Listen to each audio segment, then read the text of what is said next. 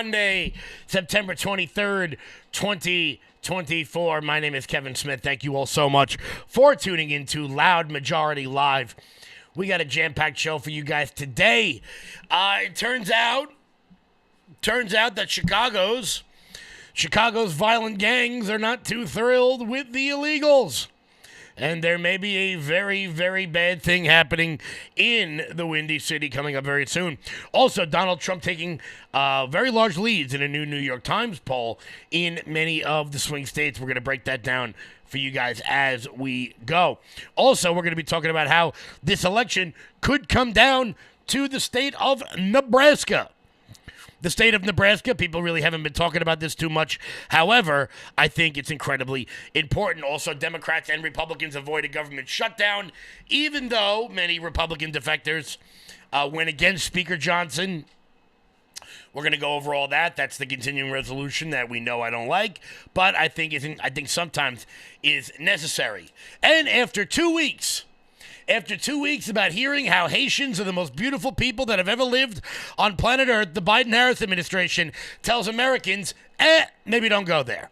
Maybe don't go there. Why wouldn't you want to go there? I thought they were all phenomenal people. Before we get started, guys, hit that thumbs up button. Share the video out all over the place. We are rocking. We are rolling. Let's get that live chat up onto the screen. Also, guys, I don't know yet, but very soon, if you live in the D.C. metro area, I may have an announcement for you very, very soon. What's happening, everybody? Dawn Marie, how are you? Regina, how are you? Cindy, how are you? Want to welcome everybody in. Also, guys, if you're one of the locals, remember this weekend, Belmore Street Fair. We will be there both days. Come by, say hello. Big voter registration stuff going to be happening over there. Kathy, how are you? Big voter registration stuff. I picked up another 19 voters 2 days ago in New Hyde Park. It's a grind, but we keep on going. Also, make sure. October 5th, our big Montauk rally. Almost 800 people have responded so far. I'm jacked up. Giddy up. Let's go. So, guys, hit that thumbs up button. Share the video out. Retweet this video. Let's dive right on in. So, over the weekend, Donald Trump picks up leads in the crucial battleground states of North Carolina, Georgia, and Arizona. Apparently, there was some really weird stuff happening with the gubernatorial candidate down there, Mark Robinson. Some real weird stuff was happening with him. So people were in doubt about North Carolina being in play for President Trump. However, former President Trump leads Vice President Harris in the three critical states, according to a Monday poll from the New York Times. Trump is now leading Harris in Arizona by 5 points. He holds a 4-point lead in Georgia and 2 points in North Carolina. Of course, these are crucial states coming from more than 2,000 likely voters in each one of those states. Georgia and Arizona would be major victories for Trump in the general election, as both states went for Biden in 2020. Arizona in particular represents a major swing for Trump, where a Times poll in August found that Harris was leading him by 5 points. The Times survey comes days after a Fox News national poll found Harris leading 2 points, 50-48. As we've said numerous times, national popular vote polling is interesting but virtually useless. Democrats have to be up by like 3, I believe it's 2.2 points in order to secure the Electoral College victory. So having Harris up 2 is not too bad. A Fox News survey found that 3% shift among registered voters in 2024 in the 2024 contest since mid-August. Trump had a 1-point lead back then.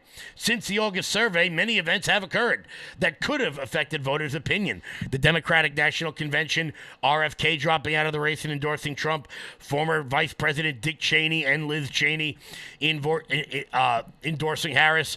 The candidates faced off in a debate, the second assassination attempt. So much has happened in such a short period of time. we're going to talk about that real quick before we continue on the article. Because the Harris campaign, I think this is hilarious. I think this is some of the funniest things I can imagine. They actually touted the fact that Dick Cheney came out and endorsed Kamala Harris. Oh no. Whatever will we do? Whatever will we do? We've lost a man who would bomb every third world country on the planet if given the chance to. Take him. A second self-own from the Harris campaign that they decided they were going to flaunt. They were going to tout. They were going to talk about how incredible it was that Kamala Harris got endorsed by the IRS union. Really? The IRS union? So the tax collectors endorsed you, and you think that's a win? Go to a bar and ask a person, oh, what do you do for work? Oh, I work for the IRS. That'll be the least liked person in the entire bar. So Kamala Harris has picked a warmonger and the IRS to back her campaign, while Donald Trump is, of course, speaking for the people. Donald Trump has 4 rallies. Is it 4 rallies? Is it 4 or 5? He's got 5 rallies coming up this week. Wow. Today in Indiana, Pennsylvania, tomorrow in Georgia, the next day in North Carolina, then Michigan and Michigan again. Oh, that's a town hall in Michigan. Look, Donald Trump is hitting the campaign trail hard. This is exactly what he did in 2016, and he's focusing on the issues. This is the key to victory. This is the key to victory, and we're starting to see an electoral college swing in many of the polls.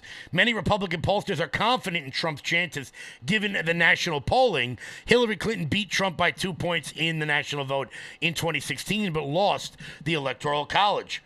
Quote, our best estimates are that if Trump is within 2 points of Harris nationally, then he will likely win the Electoral College, said Republican pollster Darren Shaw, who conducted the Fox News survey with Democrat Chris Anderson. This data showing a Trump edge in the key counties and battleground states suggest that's probably right. This came from Fox News. Now, one thing people are not really talking about is the state of Nebraska. Now, I got nothing against Nebraska. However, I've never really had a reason to talk about Nebraska, unfortunately.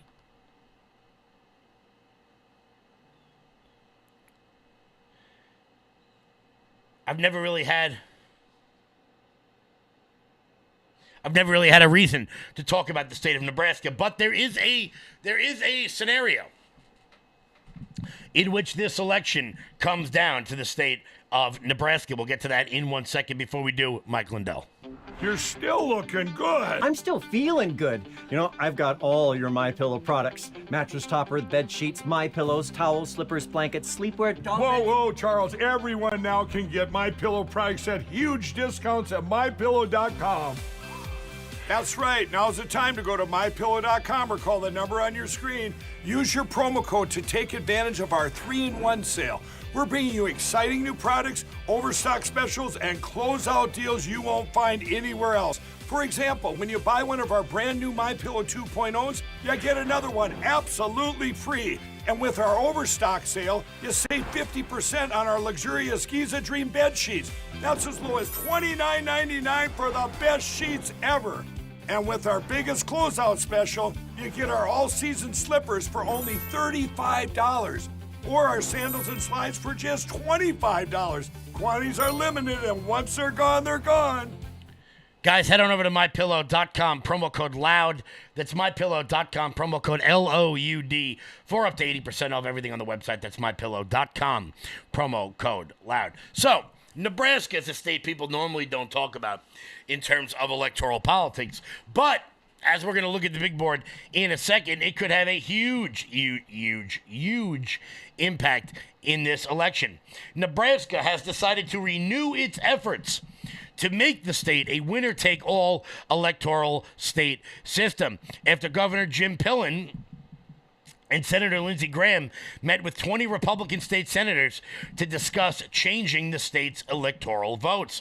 Nebraska and Maine are the only two states that do not follow the winner-take-all system for electoral votes.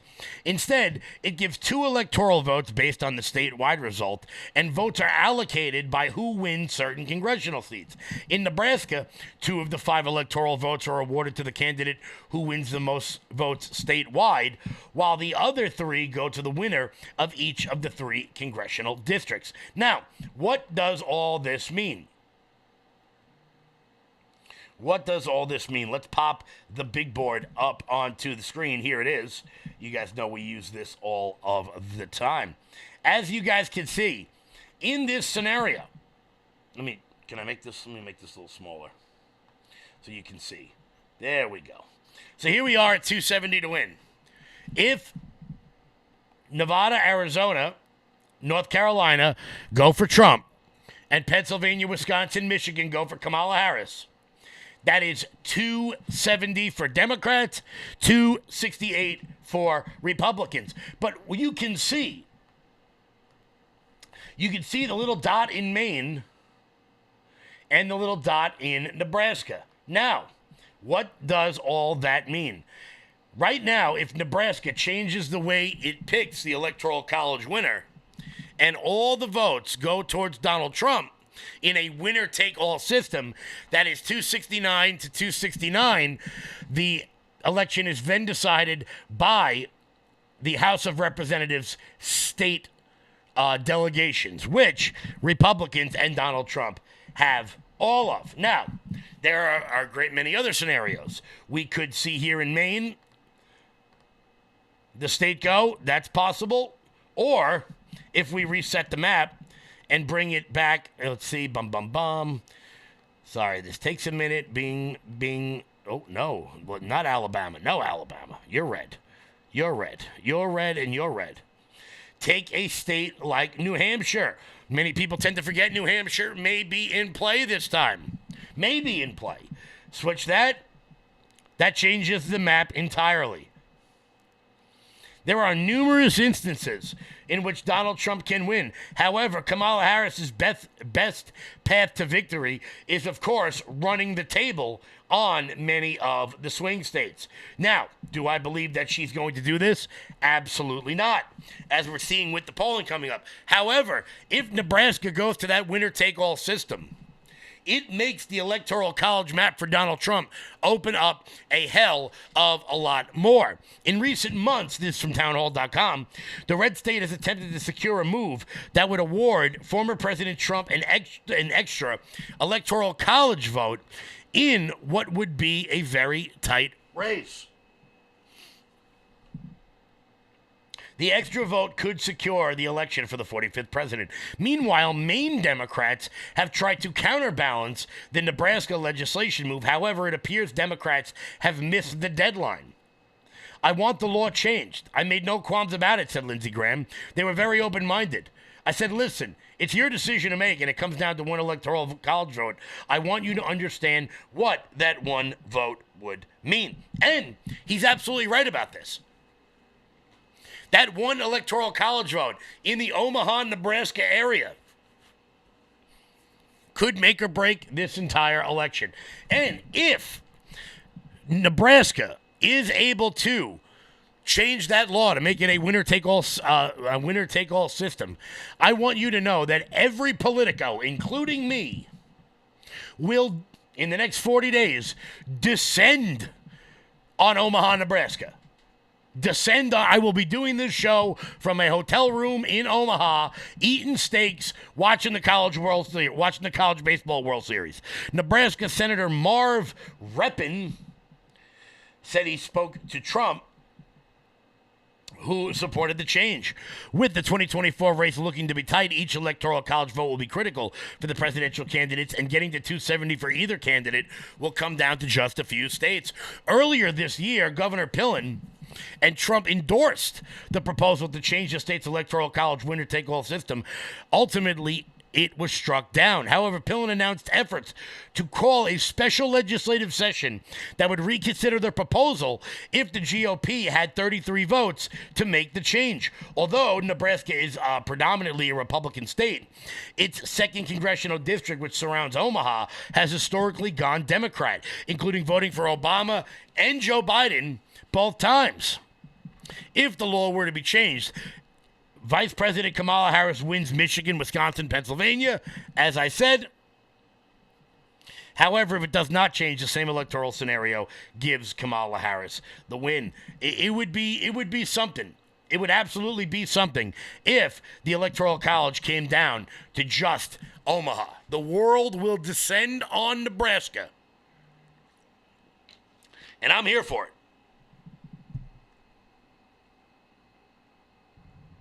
And I'm here for it. What is this? What just happened? Breaking news at this hour from Colin Rugg. The United States military is sending additional U.S. troops to the Middle East. The development comes just weeks after Kamala Harris claimed that not one active duty member was in a combat zone. The Pentagon Press Secretary General Patrick Ryder released the following statement. In light of the increased tensions in the Middle East and out of abundance of caution, we are sending a small number of additional U.S. military personnel forward to augment our forces that are already in the region. It is unclear how many troops are being deployed. So, hey guys, guess what? We're back to war in the Middle East. According to CNN, we are back to war in the Middle East. Nothing to see here, guys. Just keep on moving on. Keep on moving on. Unbelievable. Absolutely unbelievable. So now they will send more troops into the Middle East. Well done, everyone in D.C. Well done, everybody. Guys, let's keep rocking and rolling here. Hit that thumbs up button. Share the video out all over the place. Let's get this live chat up onto the screen. How's everybody doing today? I want to make sure everybody had a very, very good weekend. Dawn Ibiz. How are you? Growing, how are you? Carol, how are you? Want to welcome in the McGroin crew, as always, who does a phenomenal job helping to promote the show. My two nephews have been deployed, and so have my next-door neighbor. We'll tell them thank you very much. Hey there, Kevin. Was very disappointed that the exploding... That's funny as hell. That's funny as hell. Kevin, I sent Liam a birthday card and a Trump silver coin from his collab. Well, thank you very much. I do appreciate that. I absolutely appreciate that.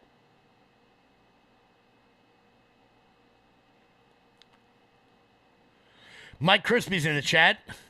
Everyone just ignore him. Everybody just ignore him.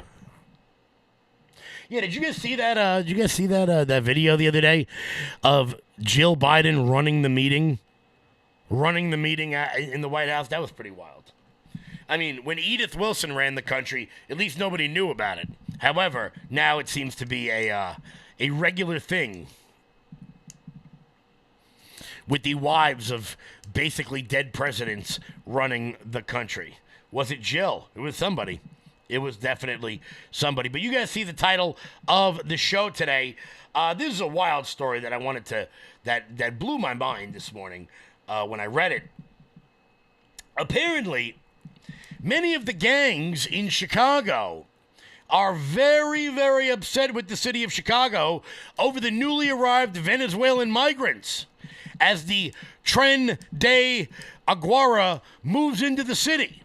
So there have been Venezuelan gangs that have been setting up shop in the windy city of Chicago, and it turns out the existing gangs there are not very happy, saying that Chicago is a city that is going to, quote, go up in flames because of this. After serving nearly, this from the New York Post, after serving nearly 20 years in prison for murder, former gangbanger Tyrone Muhammad never expected to return to the city's rough South Side and find Venezuelan migrants and the criminal Tren de Aguara gang moving in. But Muhammad, 53, who's gone straight and runs a street patrol and violence prevention program called Ex-Cons for the Community and Social Change, says that Venezuelan gangs are flooding the shelters and taking over apartment buildings are the last straw for the struggling African-American community. He says they are furious at seeing government money going towards what they call non-citizens. This is a fascinating story.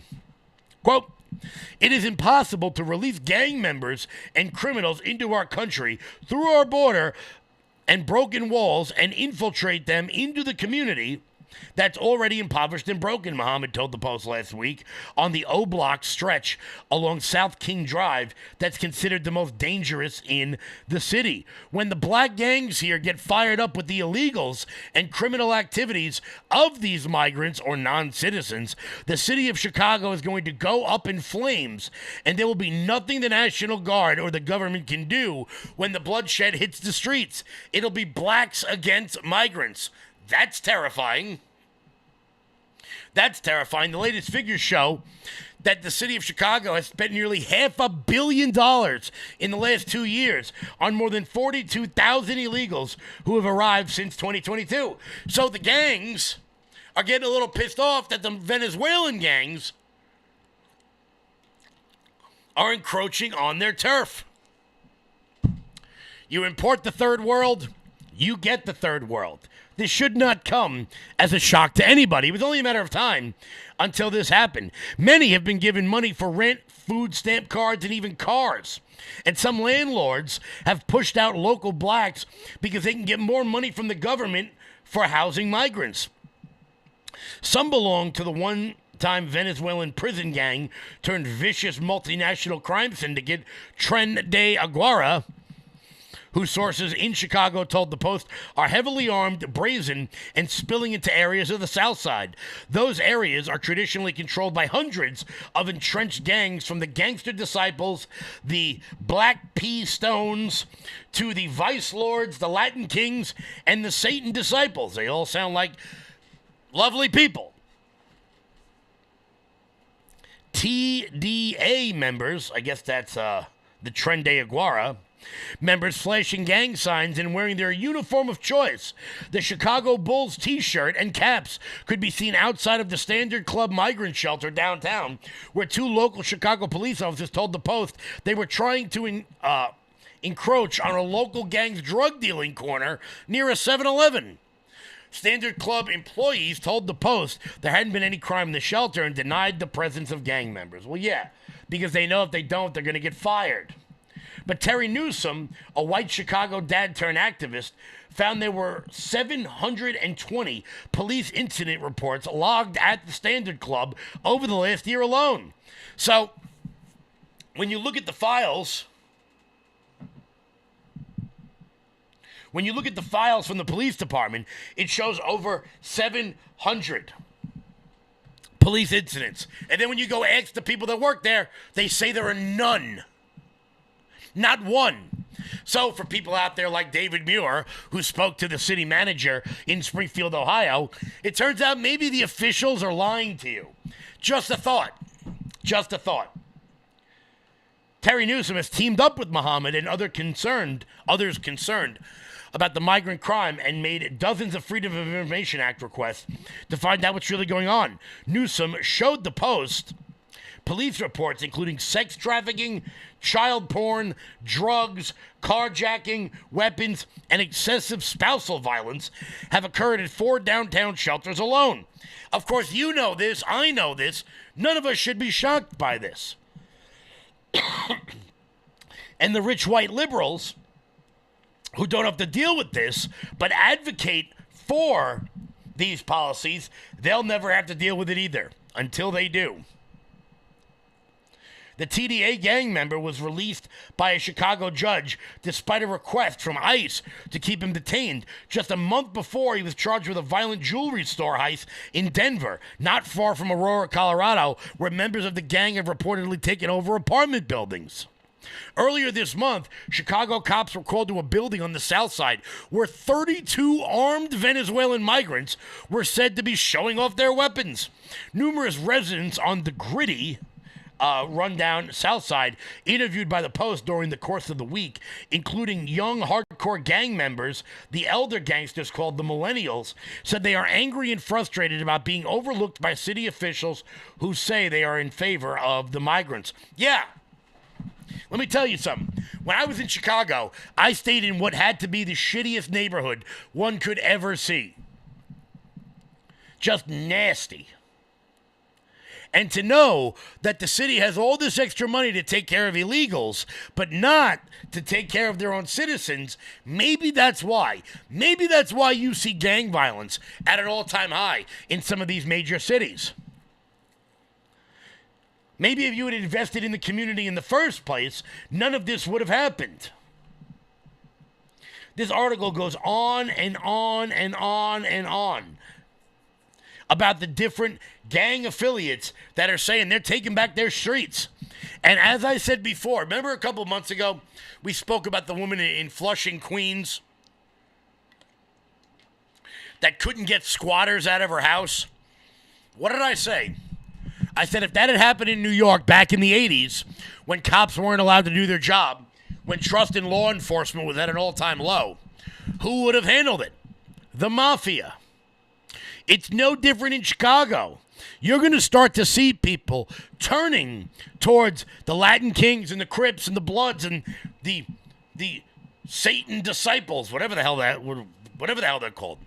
You're going to see people start to turn to their local gangs for protection against the illegal immigrants. And once that happens, it is very difficult to get a city back.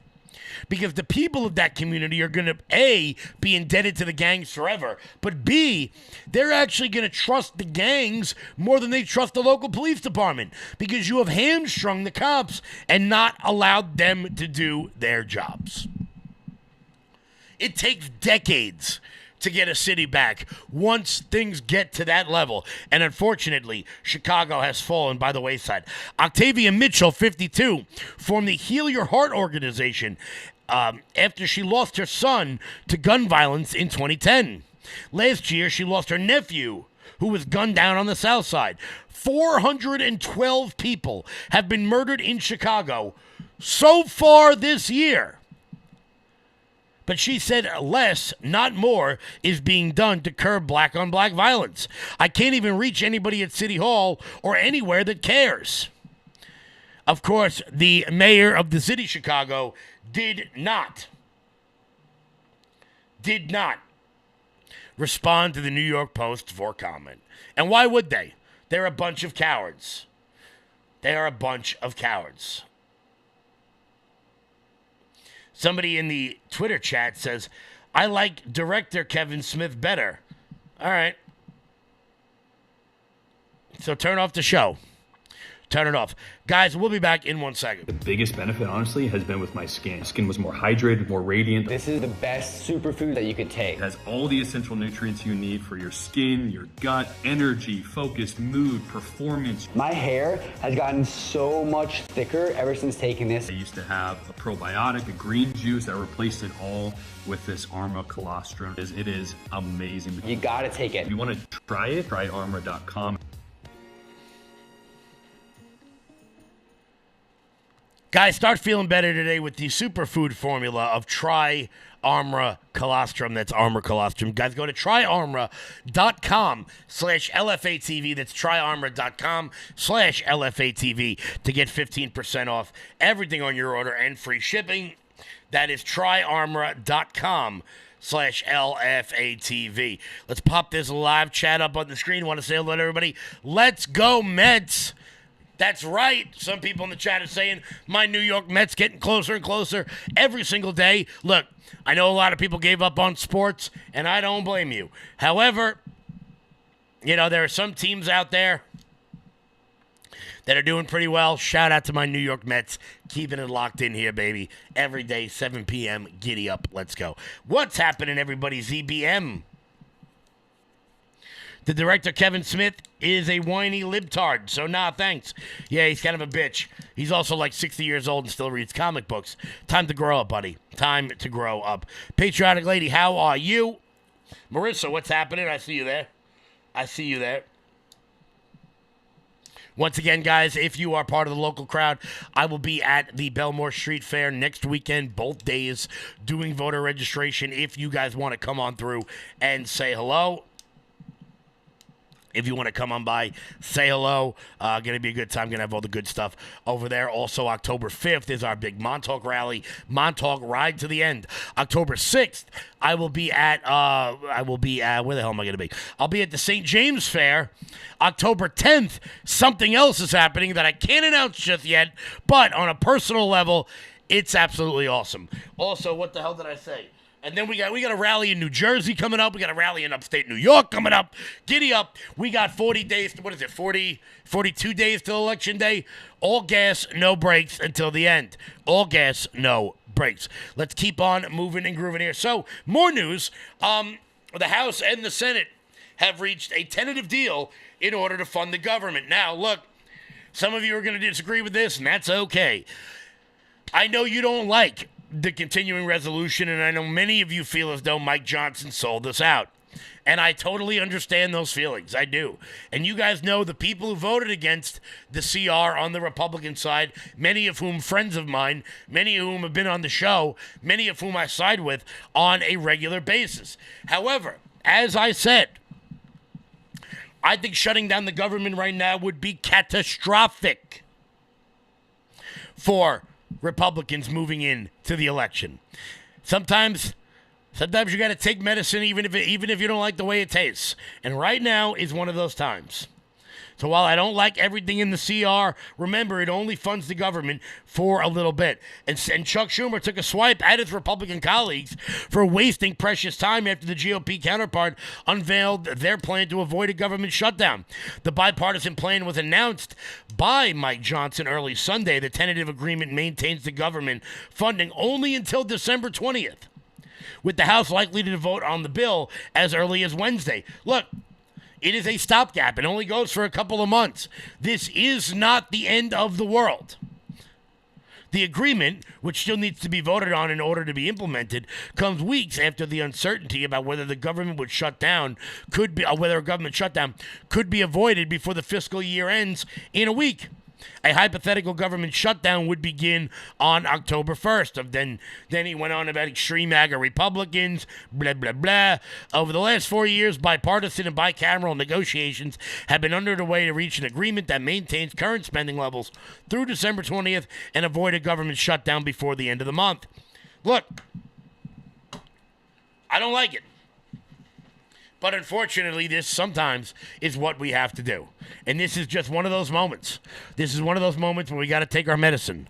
Now, when we retake the House, which I believe we will do, then we can take those drastic changes. But if we don't win back the House, we're never going to get anything. We're never going to get anything. It's not great, but it could be worse. It's not great, but it could be worse. Schumer referred to Johnson's attempt to pass a more Republican-friendly CR that would have extended funding for another 6 months, despite awareness that many Republicans would not support it. Of course, that failed by 18 votes last week. Johnson also attempted to pass the SAVE Act, a Republican-backed bill that would require proof of citizenship in a voter registration process. The Republican leaders' funding agreement, which is closer in line with what what Democratic senators wanted, is expected to anger the Freedom Caucus. And you look, it angers me. The bill also includes $231 million for the Secret Service, with conditions that the agency cooperate with congressional investigations, or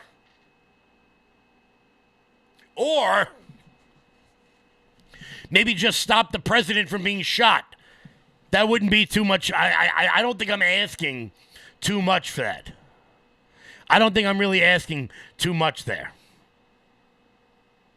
Maybe I am. Maybe I am.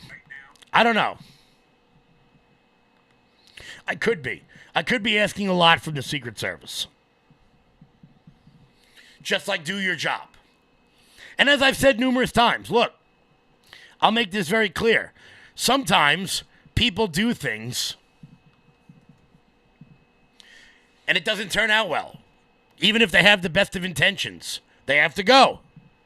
And right now, that's what we're dealing with. Even if you give the Secret Service the benefit of the doubt, which I don't, they're now going to get more money despite being worse and worse at their job. That's a serious problem. You guys know that I want spending cuts almost more than anybody. I want to end all this foreign aid nonsense. But right now, everything must be focused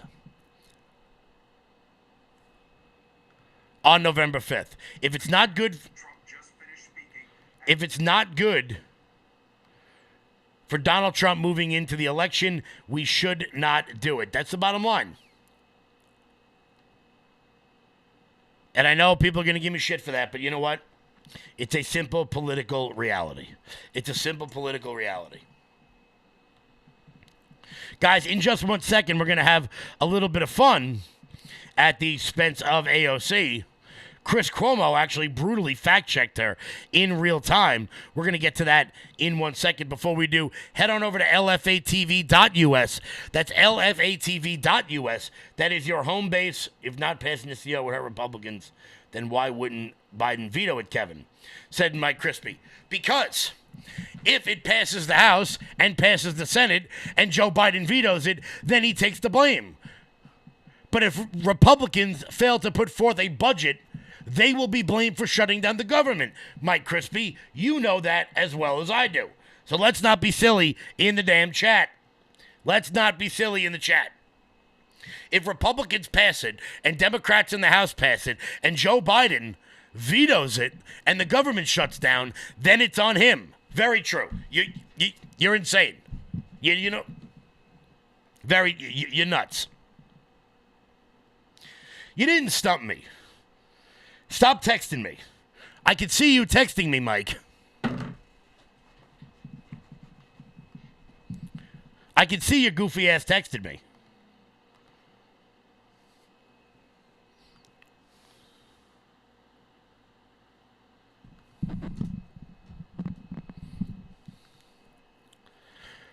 Son of a bitch. Son of a bitch. Guys, we'll be back in 1 second. Before we do, Mike Lindell. You're still looking good. I'm still feeling good. You know, I've got all your MyPillow products. Mattress topper, bed sheets, MyPillows, towels, slippers, blankets, sleepwear, dog bed. Whoa, Charles. Everyone now can get MyPillow products at huge discounts at MyPillow.com. That's right. Now's the time to go to MyPillow.com or call the number on your screen. Use your promo code to take advantage of our 3-in-1 sale. We're bringing you exciting new products, overstock specials, and closeout deals you won't find anywhere else. For example, when you buy one of our brand new MyPillow 2.0s, you get another one absolutely free. And with our overstock sale, you save 50% on our luxurious Giza Dream bed sheets. That's as low as $29.99 for the best sheets ever. And with our biggest closeout special, you get our all-season slippers for only $35. Or our sandals and slides for just $25. Quantities are limited, and once they're gone, they're gone. Guys, head on over to MyPillow.com. Promo code LOUD. That's MyPillow.com. Promo code LOUD. Guys, also, head on over to LFATV.us. That's LFATV.us. That's your home base, your mothership, your landing pad for all things LFATV related. Check out the LFATV store. And while you're there, guys, consider becoming a monthly donor to LFATV. That is the best way to support this channel and everything we've got going on. So Chris Cuomo, who is doing everything imaginable to try to reinvent himself after spending a decade lying to us on CNN, decided he was going to fact-check AOC in front of his very small News Nation audience. He slammed the squad member for being dead wrong about the nation's recent pager attack against Hezbollah. Before we get into the Chris Cuomo comments about this, because they're actually pretty funny, I have to mention this. The pager incident, where Israel blew up all of Hezbollah's pagers, is just one of the funniest things I've ever heard. First off, who the hell still has pagers? That's number one. But number two, just imagine. Like, I just think it's funny. Like, somebody was sitting around at the Mossad. They're like, yo, I got this idea, okay? Let's start a pager company and put C4 inside of all of it and then give it out to the people in Hezbollah, and then all of a sudden we'll blow them to smithereens. Well, Chris Cuomo had some choice words for the illustrious, the brilliant, the fabulous AOC. Right now, Trump just finished speaking at an event in D.C. called Fighting Anti-Semitism in America. Now, the timing is very effective. This is thrown by the widow of a prominent Jewish megadonor named Sheldon Adelson, okay? Now, always been a big conservative, always been a Trump fan, but this is a lot bigger than right versus left, okay? This is about who is righteous when it comes to remembering who your real ally is in the Middle East, Israel. Trump plans to give a speech now, after finishing this, at the Israeli-American Council. He is making it clear he's on the side of Israel in the fight for its existence. And by extension, he is on the side of Jews in America who feel the pain acutely and personally there and here, especially thanks to what's happening on our campuses, what's being allowed to happen on our campuses. Now, being with Israel was never a surprise in American politics. They are clearly our main ally in a desert of deception that is the Middle East. That is, until now. You have some fringe righties with significant followings on digital media, although they are an unknown quantity when it comes to the ability to affect votes, but they have been going bad on Israel. And you have legit elected leaders in the Democratic Party who are implicitly or explicitly hostile toward Israel.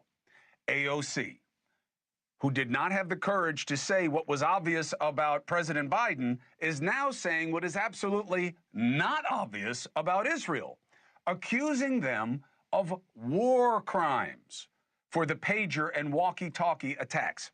First, how can you conclude that they have broken the law, not a lawyer, let alone an international law expert, and then call for an investigation? When are we going to stop accusing and then investigating? You look first, learn first, then accuse. But of course, that's not what you do when you're just playing politics, right? But this is nothing to play with. We are living a major moment. We are on the brink of a regional war. Israel did not ask for this war. And we've been here before, not just there, here. Now, AOC and many with opinions on the current conflict were either too young, or apparently choosing to ignore, or just don't get our own recent history. 9/11, the anniversary just passed barely a week ago. Man, we did not take it seriously enough. We have forgotten to never forget. After that massacre, America raced into the war on terror. It shaped my life and my career. Christina and I got married. We got engaged 11 days after 9/11 because of it. Okay? I lived it intimately. I lost people. I saw what was done. I lived it. Okay? Congress voted on that war. Okay? Which almost never happens. And then let the military do basically whatever it wanted for the next 20 years on an authorization that was justified in 2001.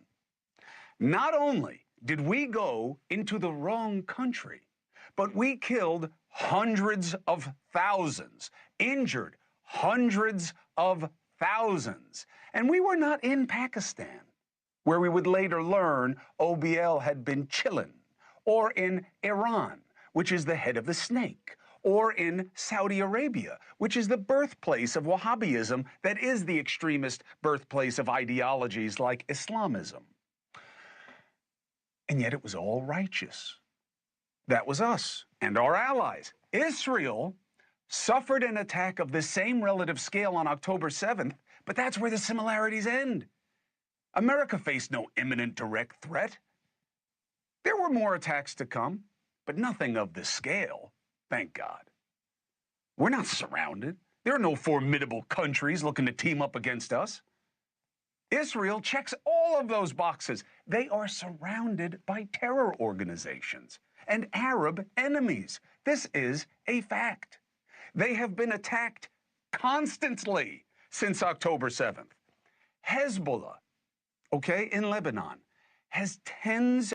Now, look, he goes on and on for several more minutes, and somebody did notice, okay, can he never say be chillin' ever again? I'll agree with that one. I'll agree with that for sure. But this new sort of, how should I say it, this non-fake attempt at Chris Cuomo, saying the very obvious part out loud that many on the populist right have been pointing out for quite some time about we should have never went into Iraq, that the whole thing was started under false pretenses. I just think it's funny as hell watching Chris Cuomo come around the mountain. Welcome to the party, Chris. Any minute now, you can apologize to Joe Rogan about your little ivermectin stunt. Don't worry, no one's expecting that. However, he is right, and this is not. I'm not reading the chat right now, but I can feel it. People calling me a Zionist and a shill and all this. That's not what I'm talking about. Israel can go do what it wants. That's not my problem. What I'm saying is that imagine somebody punched you in the face.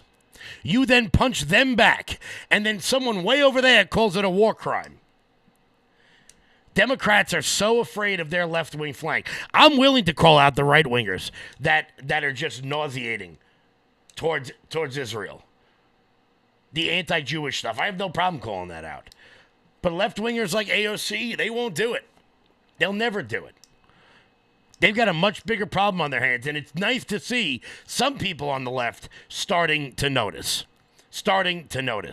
Guys, we're going to keep going because apparently there are more problems with the Muslim Americans boiling up all over the country in places one would not think it would happen. But remember, you're not allowed to talk about that.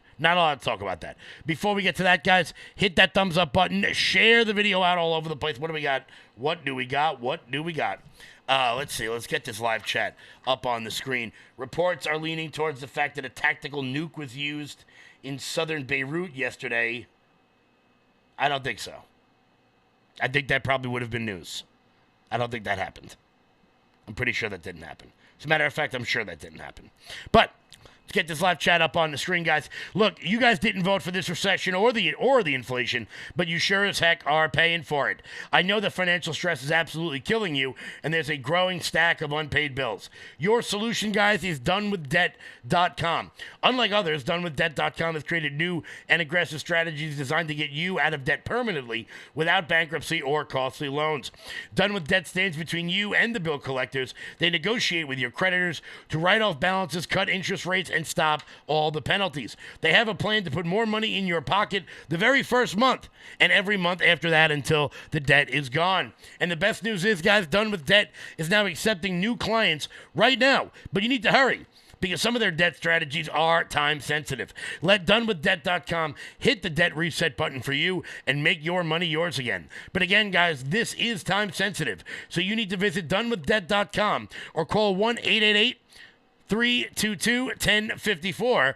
That is 1-888-322-1054 right now. Chat with one of their debt relief specialists for free. Go to donewithdebt.com.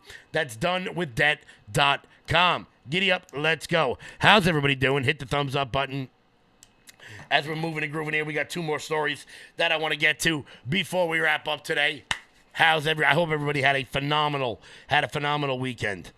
Johnson's staff just told me that Speaker Johnson didn't pass the SAFE Act until after the election. Yes, even if he had put the... and I forgot to mention this. Thank you, somebody, for bringing that up. Even if the SAFE Act had been included in this continuing resolution, the law would not have affected this year's election. I want to make that very clear. So not including the SAFE Act in the CR has no bearing on this year's election. That's just a fact. It's just a fact. I want to see it passed, absolutely, but it would not have gone into effect for this election before people start yammering and yelling at me and all whatnot. So just so everybody knows that. Speaking of crazy Muslims all over the world, it turns out that 6 members of the Nation of Islam, which is a cult, have been convicted after forcing children to work 16-hour days and starving them virtually to death in Kansas. I bet you didn't know that the Muslim Brotherhood had set up shop in Kansas. By the way, Keith Ellison, Attorney General in Minnesota, the number 2 in the Muslim Brotherhood. Not a big deal. Oh, yeah, and then there was that little bit about them killing Malcolm X. No big deal. No big deal. Let's leave that there. Throw it out. Throw it out. Children were starved, beaten, and worked to exhaustion for 16-hour days in the Kansas cult known as the United Nation of Islam and Values Culture. 6 of their members were convicted of conspiracy to commit forced child labor on Monday after being on trial for 26 days in a Kansas federal court. The six were held to account, all from the upper echelons of the cult or wives of the group's founder, Joelle Jenkins, according to the Department of Justice. Before being identified as a cult in 2018, the members had enjoyed relative obscurity since 2000. Children as young as 8 years old suffered beatings, sexual abuse, were deprived of food and nourishment, yet they were expected to work labor for twice as long as the average workday and live amongst rats and filth. Don't worry. We're not supposed to know any of this. The court heard of a child being being dangled over a railroad track because he refused to confess to stealing food to fill his empty stomach, or of another who drank toilet water in order to quench their thirst. The late Roy L. Jenkins founded the cult in Maryland in 1978 before moving it to Kansas City. Children of the cult followers went to an unlicensed school run by the organization. The schooling included trips to work sites across the USA where the kids labored for days without pay, the Daily Mail recorded. The cult made money from the children's work. Kendra Ross said, while she was never paid for her work, she was chronically being assaulted, starved, sexually abused. She is now 31, and she entered the cult with her parents when they were 11. You see, that's a cult. Not the crazy people that want to, sell leggings to people. A couple of you in the chat know who I'm talking about.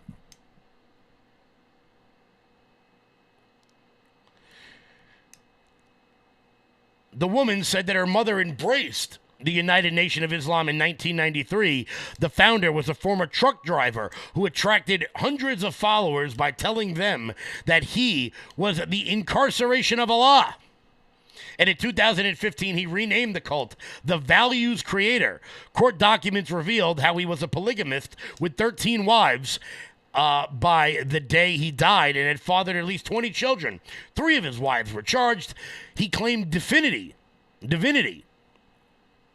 by telling his followers that he had been abducted by extraterrestrials and taken through the galaxy by aliens on a spaceship. So, cults are still among us. They are still around us. An offshoot of the Nation of Islam, not a big deal.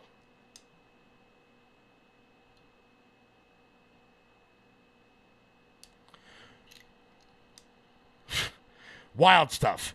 Stuff you're just not supposed to notice. More stuff you just overlook that.